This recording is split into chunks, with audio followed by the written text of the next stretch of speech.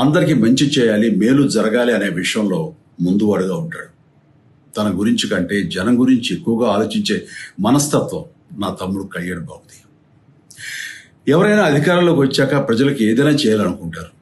కానీ కళ్యాణ్ తన సొంత సంపాదనని కౌలు రైతులు కన్నీళ్లు తుడిచేందుకు ఖర్చు పెట్టడం, సరిహద్దు దగ్గర ప్రాణాలొడ్డి పోరాడే జవాన్ కోసం పెద్ద మొత్తం అందివ్వటం, అలాగే మత్స్యకారులు ఇంకా ఎందరికో తాను చేసిన సహాయం చూస్తుంటే ఇలాంటి నాయకుడు కదా జనానికి కావాల్సింది అనిపిస్తుంది.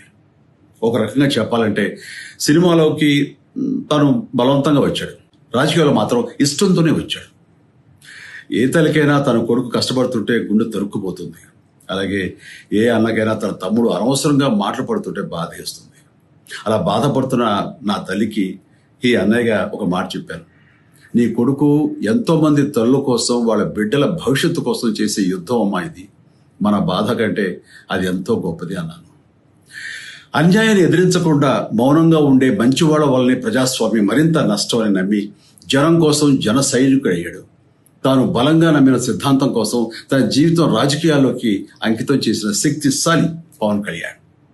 ప్రజల కోసం, రాష్ట్ర భవిష్యత్తు కోసం ఆ శక్తిని వినియోగించాలి అంటే చట్టసభలో అతని గొంతు మనం వినాలి.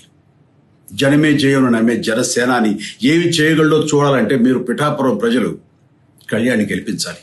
మీకు సేవకుడుగా, సైనికుడుగా అండగా నిలబడతాడు. మీకోసం ఏమైనా సరే కలబడతాడు, మీ కళ నిజం చేస్తాడు.